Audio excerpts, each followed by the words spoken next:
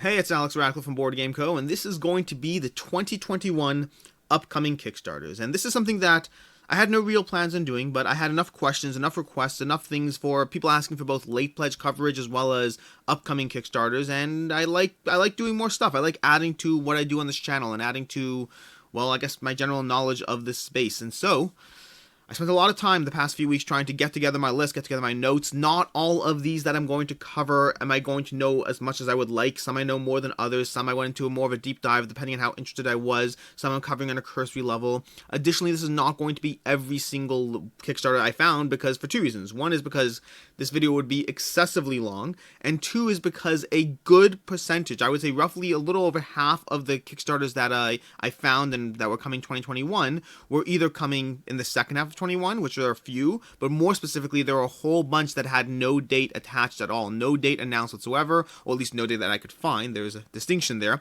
And so to that end, I'm going to divide this up into two videos. I'm going to do one video now, and then sometime in the next 6 months or so, sometime as, who knows what, as dates come out, as we learn more, I will do another batch video in terms of everything else coming up. But let's see how it goes. And starting off, we have Darwin's Journey, which you may notice is already on Kickstarter because it was on my list when I started cataloging everything, and I didn't finish this as early as I thought. But so nonetheless, I will include Darwin's Journey because why not? It's on Kickstarter, 4,776 backers, $387,000 raised. I'll go more into this in its own dedicated video. I think I'm doing a dedicated video. I'm not 100% certain. We'll see exactly how, what, all that stuff.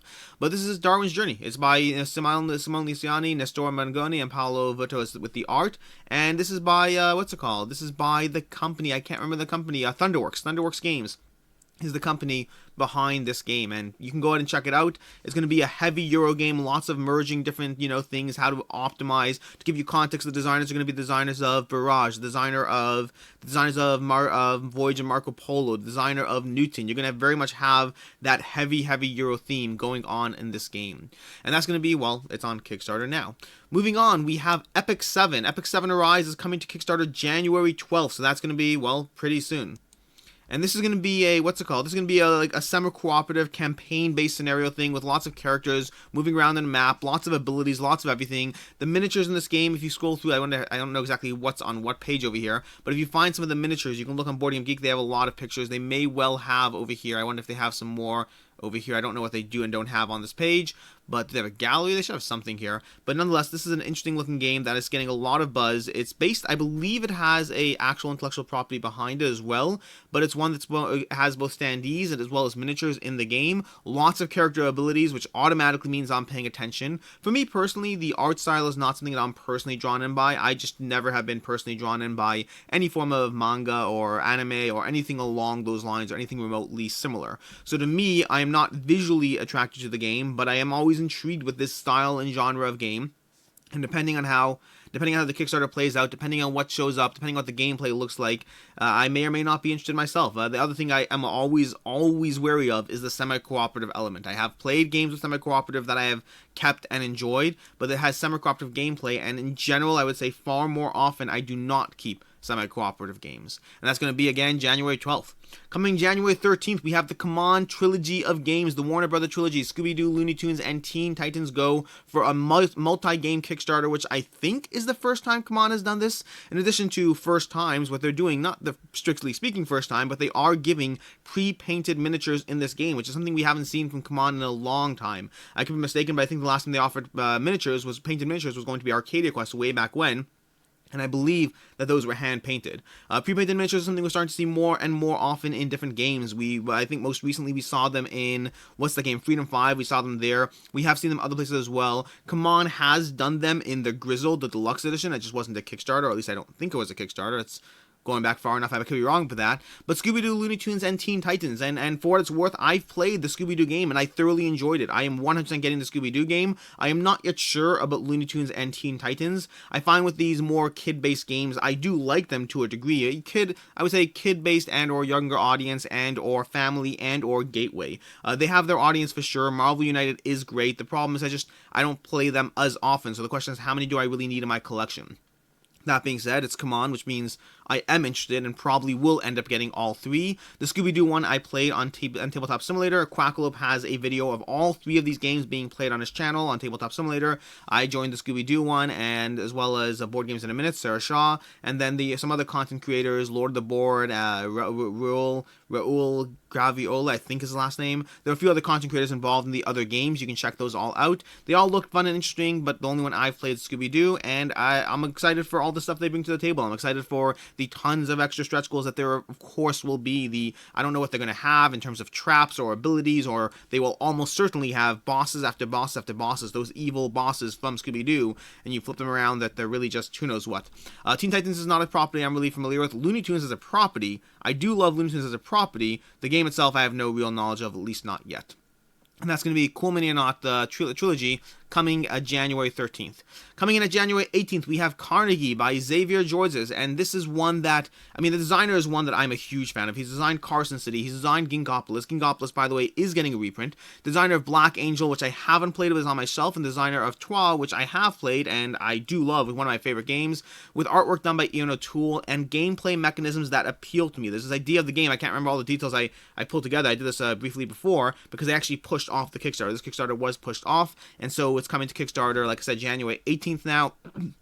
But it looks like an interesting Euro game with interesting mechanisms in terms of one player every round. I believe, if I recall correctly, one player every round chooses the action that is going to be taken, and then players choose how they implement that action. So it's an interesting thing that you kind of want to choose the action that most benefits you and least benefits the others, but ultimately players have to plan and strategize around making sure that their actions are always potentially beneficial and choosing the right action at the right time and implementing on the right action at the right time. It is one that I am interested because of both the publisher as well as more specifically the designer and the general idea that it does sound like a game that I would like. Which brings us to January 19th, where, nope, I skipped one. January 19th, where we're going to have the Runelords board game. This is going to be relaunching. The Runelords launched back in 2020, and unfortunately, they're canceled. It wasn't really hitting its funding. This is going to be based on the property. I believe it's a series of books called the Runelords, and this is going to be a deck-building skirmish game. It's going to be building out your deck and going through whatever, deck-building stuff. I believe they have cooperative and competitive gameplay, if I'm not mistaken. It's a 1 to 4 player game with different, over here, solo, co-op adventures, as well as PvP modes, 3 different PvP modes. So, and I believe it's meant to be expandable. I believe this is meant to be a collectible game so that you will have the initial Kickstarter, but potentially over time there'll be more stuff added. I don't know if they're going the LCG model, the CCG model. I don't know exactly how they plan on implementing that, but all I do know is the art looks good. It's a deck builder, which is already interesting to me. Deck building skirmish game. I'm definitely intrigued. I know that I would love to see miniatures. I'm seeing standees here. I don't know what they will end up adding to the actual game. I'm definitely interested. I'm going to be keeping an eye on it and seeing, oh, here we got a miniature over here. So we have some sort of miniature, 32mm Runelord miniatures available as an add-on. And this is going to be the Runelords coming once again January 19th. And from there we move to Mob the Big Apple. This is going to be coming January 25th. This is going to be published by the Gaming Goat Games, TGG Games, designed by Steve Finn. This is a 2-player area control game with the dice manipulation, worker placement. The designer alone is already enough for me to be interested. The theme, the mob or whatever it is, theme is not something that particularly appeals to me in general, but it's also not a turnoff for me. I have The Godfather. I need to get that to the table. But ultimately, Steve Finn, with a designer of Steve Finn with an area control 2-player game, does have me intrigued. I generally like dice in this style of game. Ultimately, for me, these things come down to, is there meaningful choice, or am I just going through whatever the optimal move is? I'm intrigued. I'm not sold. The art looks gorgeous. Everything about this game has me interested to see more, to find out exactly whether this is going to have a spot in my collection. And from there, on January 25th, we have Human Punishment: The Beginning. This is going to continue the Human Punishment series of games, although with very different gameplay. This is going to be more of a pick up and deliver. I believe it's let me see if I can find it over here. It's a pick up and deliver, cooperative pick up and deliver, as well as set collection, along with social deduction elements. I believe you can actually combine this with previous Human Punishment games as well, which may or may not work. I know the Century Spice Road has this aspect of different games that can combine. I don't actually know what the general consensus and opinion is on those, whether that works well or not so much, but ultimately this is one. The Human Punishment at the Beginning is coming to the Kickstarter January 25th, sorry about that, and it's one that I'll be keeping an eye on because, well, because it's Kickstarter, I'll be keeping an eye on Kickstarter. which brings us to January 26th and Bloodstone. Bloodstone by Skybound Games. This is one that has been talked about for quite some time. I believe I've seen notes about this game going back 2 years now, and this is finally coming to Kickstarter on January 26th. It is I believe it's a skirmish-based arena game. It's going to have miniatures. It's going to have typical Skybound production quality. You want to go over here and enter your email in order to get a free promotional D20 along with your pledge. Basically, it's no skin off your back. If you're going to back this game, if you're not going to back this game, if you're in any way unsure, just go ahead and enter your email and you'll get an extra D20. Is it important? No. Do you need it? No. Will you end up using it as an excuse as to why you're frustrated that you didn't get it when you find out later? Yeah, you probably will. So why not get that free D20 with that little Bloodstone inside of it, even though you can barely read the text and probably would never use it? But free stuff is free stuff, and that's Bloodstone. I'm interested. I'm intrigued in the game. I want to see what happens with it, because again, Skybound in general, so Druid City Games, I'm always interested in what they put out. The production quality and the background is always enough of a reason to pay attention. Bringing us to, I believe at this point we go to Candy Wars, which is going to be the end of January, meaning at this point we have a few dates that are a little loose. Candy Wars is coming in at the end of January, no specific date mentioned. This is going to be by 4 Fun Games, the sister company to CGE, which is something, not CGE, maybe it is, a something design studio. It's by the designers of Chronicles of Drunagar. 4 Fun is the sister company to that. What is it? Where is the name of that studio? I can't find the name of the studio. Whatever it is, that studio, that's the one. Candy Wars is going to be a game that's aiming to be a similar vein as Arcadia Quest. It's going to be a game where you are simultaneously trying to complete objectives for points. Some of those objectives will be to hitting each other players and knocking each other players and taking them out of the game, acquiring points for the damage you deal, as well as points for taking them out, as well as that there will be different objectives you can do. Again, this is going to be similar to Arcadia Quest, having shared veins of the same idea behind the game, but ultimately it's going to come in with a candy-based theme or whatnot, with 3D terrain, this whole going up element that will adjust how you do things. Knocking people off might be an objective. Knocking people off will do damage. There's different aspects. You can actually destroy terrain potentially for fulfilling objectives as well. It has going to have that PvE as well as that PvP, and it's coming to Kickstarter at the end of January. Moving on from there, we have Forest of Radgost, which is, again, Forest of Radgost, another game that's coming to Kickstarter at the end of January, no date specified as of yet, and this is going to be join the quest to save the missing village children and discover a forgotten mythical forest of Radgost. It's a cooperative storytelling game that's going to be big on dice rolling, maps, character development. It has some gorgeous artwork coming in. Look at these artwork, look at these cars over here. They're whimsical, they're beautiful. I use the word whimsical a lot when describing things. I'm starting to notice that, but the art is, I mean, look, how could you not call it whimsical when you have two little kids with their torches and their little weapons, and then some other stuff that you're going to be encountering. I don't know what's going on in this game, but it's whimsical, it's beautiful art, it's pulling me in, and that story-driven aspect to the game, I'm not generally pulled in by story, but I am kind of intrigued to what's happening here. I'm intrigued to what the game will be, who the target audience is at the end of the day. I'm intrigued by this whole map and the moving around different terrain spaces, exploring that map. These miniatures are again different and stand out in a different way. I am intrigued by Forest of Radgost and whatnot, and I want to see where this game comes, and we'll see. We'll find out more come the end of January. Moving on from there, we have Reload, which is also coming out the end of January. Reload is a game that is going to be coming to Kickstarter. It's going to be coming from Colossal Games. Colossal Games has done other games like Western Legends, like Mezzo, like a whole bunch of other games they have done. Awards. Reload is going to be their attempt at being what's the word? What's the type of game? The Battle Royale. It's going to be a Battle Royale style game, and having just played it about a half an hour ago, I can tell you that it does deliver on that feeling. It's not going to be Battle Royale in the sense that you're not actually killing other characters and being the last one standing, but you do have that dropped into a map stuff, picking up supply crates, running around, acquiring weapons, attacking each other. It's meant to be played in roughly 45 to 60 minutes, and I think it will deliver on that. We are playing on Tabletopia, which is a drastically different experience, so we'll see how it actually turns out. But I will say that while I'm not 100% sold on the game yet, after one play, I am very much intrigued. I want to see where this game goes and what it actually delivers. I like the weapons, the abilities, the power-ups. I like the unique characters. I like the fast-paced battle combat of running around, picking stuff up, accomplishing objectives. And they have this like scoring track over here. Let's see if we can find it over here. The scoring track where you're slowly going to fill it up as you go along with different things you do. Perhaps you deliver beacons. Perhaps you kill other characters. Perhaps you deal damage. All those different things you do are going to fill up your like fame meter and how much people like you. And then it'll either trigger game end in and of itself, Or alternatively, the game will trigger once the event deck runs out, and whoever has the highest degree of fame or whatnot will win the game. It's very intriguing. Again, not 100% sold just yet, but based on one play, I am very intrigued and very much want to get this one and see where it actually ends up in my collection. It was a solid gameplay from Colossal Games and whatnot. Coming again, end of January, we have Primal the Awakening, I believe it is. I believe it's Primal the Awakening. Here we go, Primal the Awakening. This is one that I've gotten a few games down. I need a few more games before I can put up my review. No spoilers here yet, no spoilers.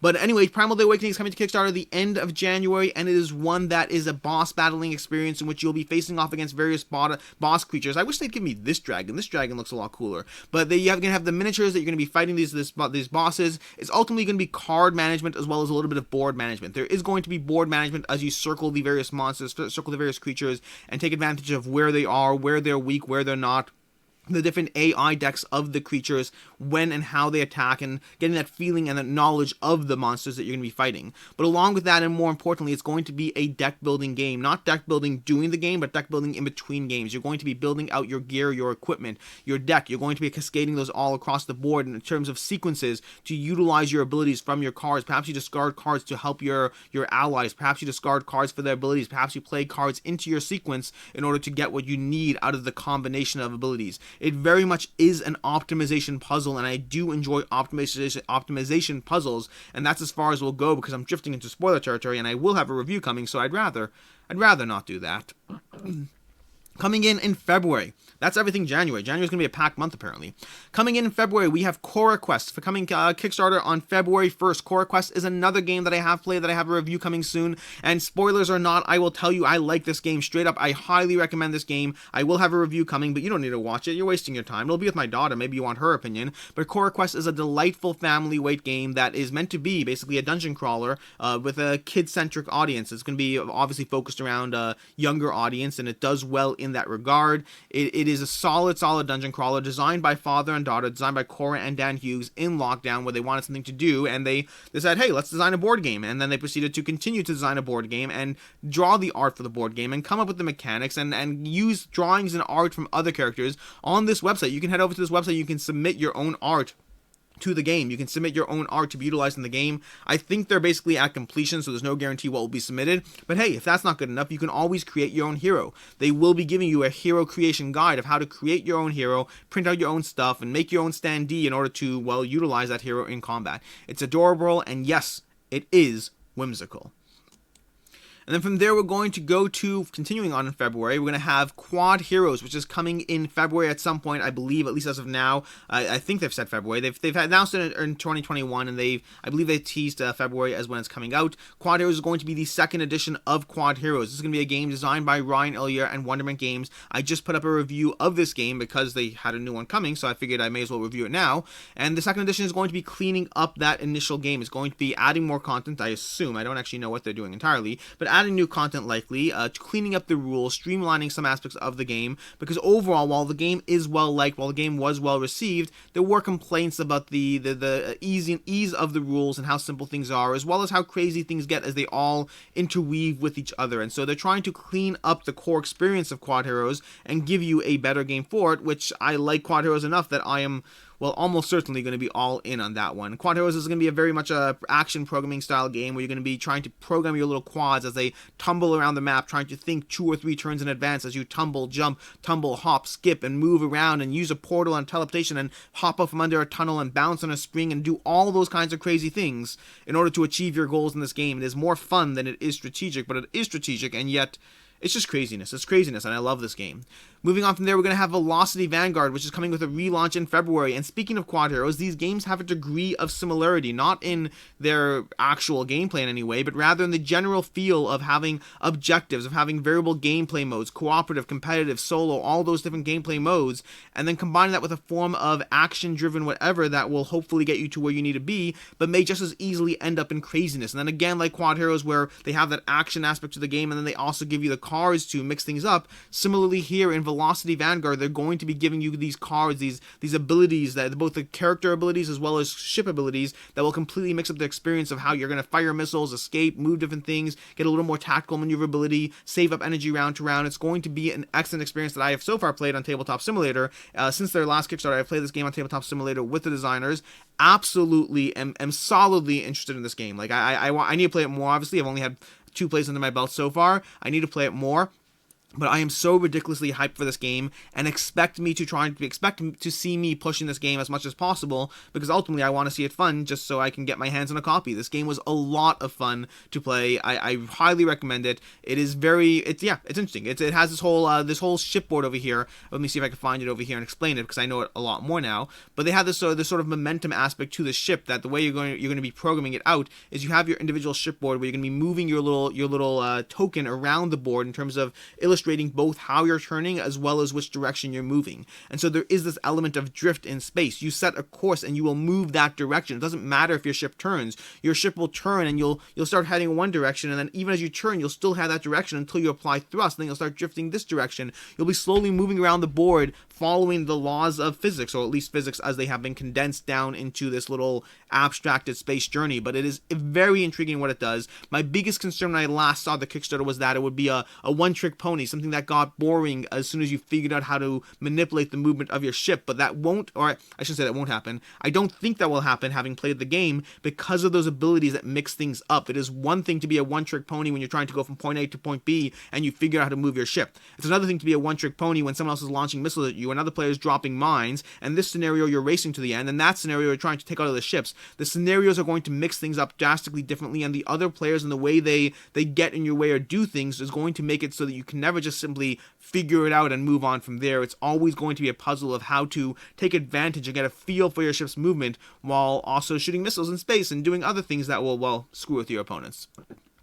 And from there, that's going to bring us to Stroganov in February 15th, and I don't know if I'm pronouncing that. I feel like Stroganov is like a food or something like that. But this is going to be designed by Andreas Stedding, who is the designer. I can't remember the designer of, but I know I like a lot of his games. He's going to be the designer of Hansa Teutonica, Gugon, Stafford Dynasty, Nuremberg, Firenze. He's going to be the designer of a whole bunch of games. Solid credentials under his belt. Hansa Teutonica in particular is an excellent game. And Stroganov, I don't really know all that much about. It's by Game Brewer. It's coming February 15th. It's going to be a area movement map edition set collection. I'm just reading off the sidebar here because I don't really know enough about the game. I mean, the game looks interesting, the art looks interesting, the designer is interesting, and that's really enough for me to already be interested in this game. And moving on from Stroganov, we have Tinner's Trail coming in Q1 2021. Here we're going to shift into a whole bunch of Q1 dates, not specifically specified, but Q1 could be anywhere. Wait, no, apparently Tinner's Trail is coming in January according to this one. Last I saw it's Q1, so I don't know. It's coming the 11th of January. Look at that. Apparently I'm finding out more information now. Tinner's Trail is going to be coming the 11th of January, and it's by Martin Wallace. It's going to be a reprint and adjusted version of the game, and Tinner's Trail in particular is one that I really enjoyed, the original version of the game, but I ended up getting rid of it because at the end of the day, after playing it enough times, I felt I would rather play many of Martin Wallace's other designs. And yet they are taking Tinner's Trail, a game that I already loved, or liked a lot, maybe I'll say liked a lot, and they are changing and adjusting it to add different things to the game, to make it more variable, to make it different player counts, to give different options to the game. They have some of the changes over here. They have 2 new expansions, which will mix up the experience, and one of my big complaints about the game was it didn't feel like the experience was different every time you played it. It's going to reduce the randomness, and I love reduced randomness in games. Well, love is the variable word. In many cases, I love reduced randomness in games. It's going to give you improved auction cards, improved artwork and graphic design. So basically, we have a game that I did get rid of, but it's also a game I really liked. And so I don't know whether I'm getting this one yet, but I'm certainly intrigued in the Tinner's Trail game that's coming to Kickstarter January 11th, not Q1, January 11th, like I said. And moving on from there, we have another few games that are coming Q1, unless I see more information about them. And this is going to be Soul Raiders. Soul Raiders is a game that is designed by the designer of Splendor and is totally different in the actual game being played, or at least visually is totally different. This is going to be, I believe, a cooperative storytelling game. Where is it? We have nope, not that one. In this cooperative story-driven, fast-paced epic game for 1 to 4 players designed by Marc Andre, the designer of Splendor. And the artwork in this game is already intriguing. I don't know a lot about how the game will actually play, but the artwork looks great, which is, I mean, coming from Splendor, it should look great. But look at that flying little goblin on top of the back of some sort of flying coyote bat thingy. I have no clue what's happening, but I know I want it on my table. And the gameplay, the cards themselves, they look very accessible. They look like they're simultaneously doing a lot of things, which screams to me strategy and decisions and all that, yet they also look incredibly clean and easy to read, which is a good thing, and I'm interested. I don't know where this game is going to end up being. I don't know what the exact system is. I'm intrigued by the cooperative storytelling aspect to the game, but all I really know so far is the design of Splendor. It's got our cards that pull me in both visually and mechanically, and cooperative storytelling certainly doesn't stop me from being interested in the game. And that is going to be Soul Raiders, coming Q1 2021.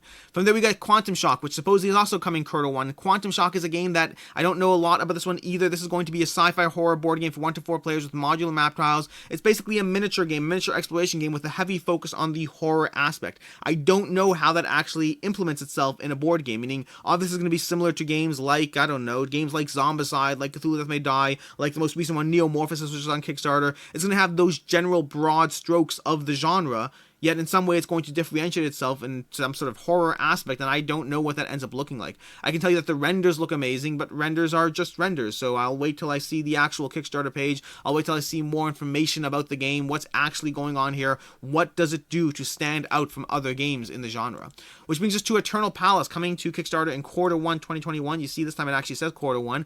Eternal Palace is going to be the designer of Sprawlopolis and Circle the Wagons, which means I'm already interested. There's going to be a loyal work, a skilled artist, returning to help rebuild the palace after that devastating crash or whatnot. There's going to be monuments, and you're going to be represented, your workers are going to be represented by dice, and so contributing slowly towards the rebuilding of the palace. It's a heavy Euro game designed by the designer of Sprawlopolis, which for me is enough of a reason to be interested, although not yet sold. I mean, the last time I was really interested in a Kickstarter game that was by a designer of a game I liked, which was Flourish by Everdell, I ended up passing on it because sometimes that will happen.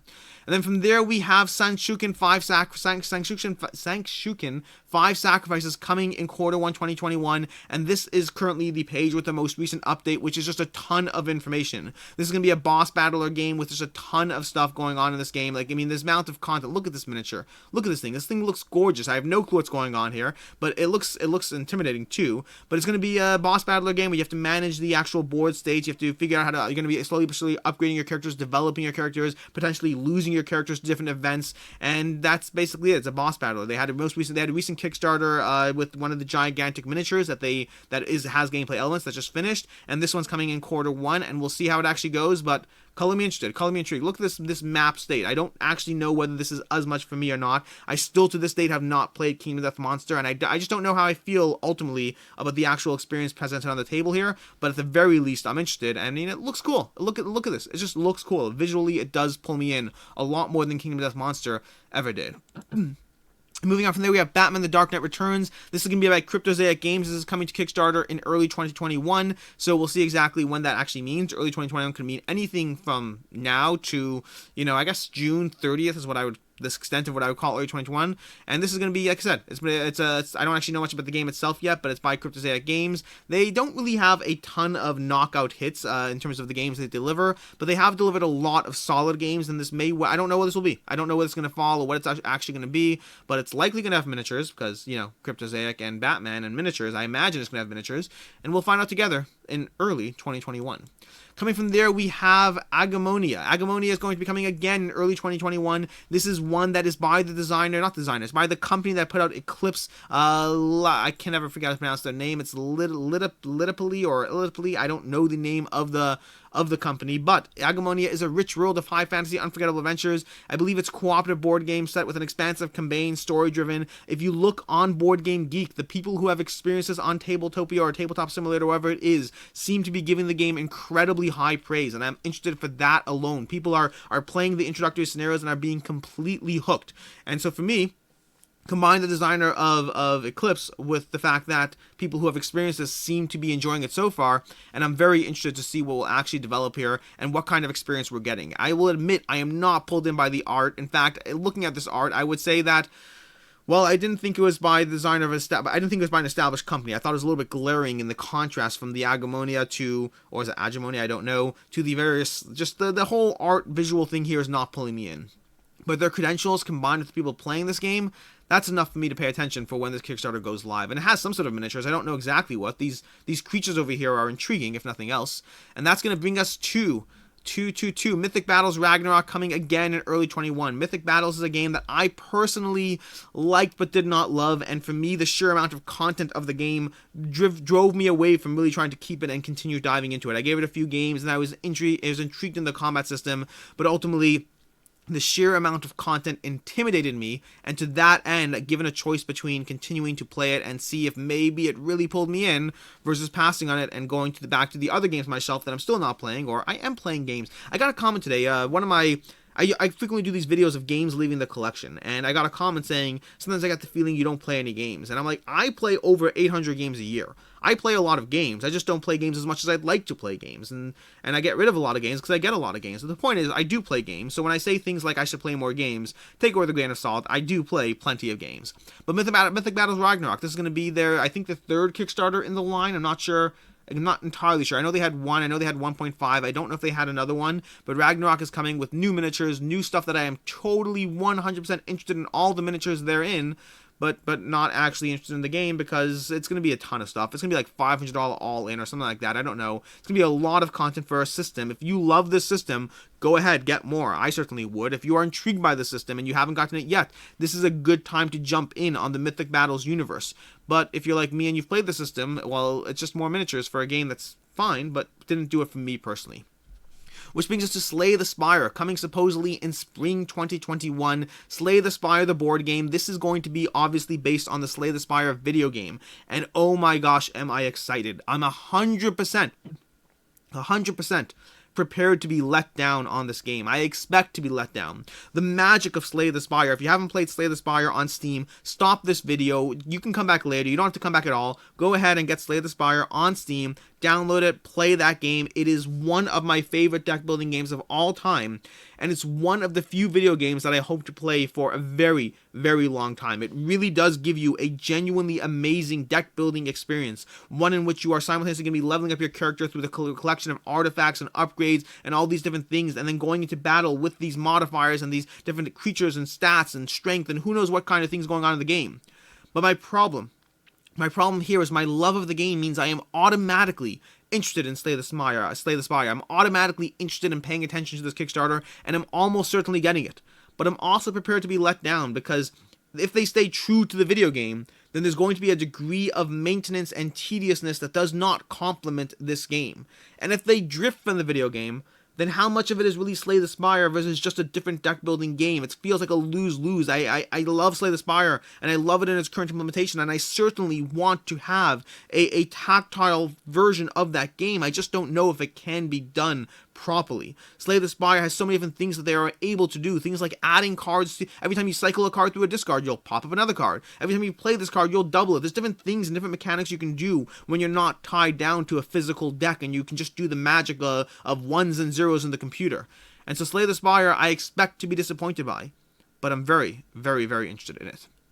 And that brings us lastly to Last Light, which is coming mid-2021. There's no official date here, but it's coming mid-2021, which is when I cut off this list. I had a few more set for October, for August, that I pushed into the second batch that I'll do. Last Light is going to be the last Kickstarter on this page, and Last Light, I just had the opportunity to play it last night, together with Rory Cannaday, who's the designer of this game. Last Light is a 4X space game coming from Grey Fox Games as the publisher, Rory Cannaday from the Dice Tower as the designer, and it is incredibly solid. This is a game that is aiming to give you the 4X experience in 60 to 90 minutes, and what I can tell you with no hesitation whatsoever is we played a 4-player game of Last Light on Tabletop Simulator, which makes things worse and slower, and we played it in 90 minutes for our first game, which is incredibly impressive. And that's, I mean, obviously playtime is only one facet of everything else, but it delivered in the experience it was giving us. Because it has simultaneous play in your 4X game, most of the actions you're going to take throughout the game are simultaneous. You can do things at the same time, resolve them, then go to the next step, rinse and repeat, go on and continue.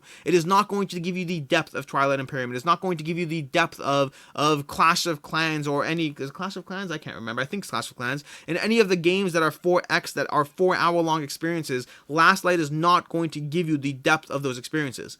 But I guarantee you, and I am back in this game, I can tell you that right now, I guarantee you Last Light will hit the table so much more frequently because it gave me a genuine 4X experience in 90 minutes in our first game on Tabletop Simulator, which means it could potentially deliver an hour-long experience with 4 people, which is amazing for a 4X experience, and it really did deliver on the 4Xs. When a game tells you it's going to be a light, simplified 4X experience, my experience has been that usually they're not as short as they claim to be, and they're not as 4X as they claim to be. Last Light is very much a short, accessible 4X experience that I am very much looking forward to, and I will be hyping that one up because, well, when I play things that I like, I am always happy to tell you about them and hype them up as much as possible. And that's basically it. That's going to be a wrap for all the Kickstarters coming in the first half of 2021. Other Kickstarters that are on my list that I don't have a firm date for, and so I didn't include here just for the sake of brevity and trying not to have an extensively long list, is Millennium Wars, Weather Machine from Vital Lacerda, Hoplomachus Victorium from Chip Theory Games, Teneris the RPG, which is going to be from Arena the Contest from Dragori Games, and it's going to have gameplay elements. Make sure to pay attention to that. We have Monster Hunter World coming from, I can't remember the name of the companies, too many companies, not enough. Monster Hunter World from the company that just did Bardsung. Who just did Bardsung? I am blanking on this, so we'll move on. Someone will say in the comments down below. It's all good. The company that did Bardsung is doing Monster Hunter World, which is going to be similar to Primal The Awakening to a certain degree, although I guess they're both Monster Hunter inspired, but whatever. Then we have Mortal Kombat X is coming. We have Perseverance Castaway Chronicles 3 and 4. We have Lasting Tales. We have Fjords. A reprint of Fjords is going to be coming to Kickstarter as well. We have Myth and Goal, which I believe is from the Sailor Brothers from Blacklist Games. I'm not entirely sure how it'll play out. We have 1815 Scum of the Earth, which I don't know much about at all yet. We have Harakiri, which again I don't know much about, and Fractal Beyond the Void, and Kingdom Forlorn. A whole bunch of Kickstarters coming to Kickstarter at some point in 2021, at least as of now. Dates can change, things will get pushed off, we'll see how it goes out, but expect another one of these videos. I don't yet know what my time frame is. I don't yet know if I'm going to be doing these once a quarter, maybe once every 6 months. I'm aiming for at least once every 6 months, but depending on how on top of things I stay and how interested I am, we may aim for like once a quarter, and once a month seems like too much. I already have too many once a month videos. Anyways, this is Alex Radcliffe. I'm Alex Radcliffe from Board Game Co. This has been another new series for the channel or whatnot, upcoming Kickstarters. I hope you enjoyed it. I hope it was informative, and there'll be links and timestamps down below as always. And until next time, have a good one.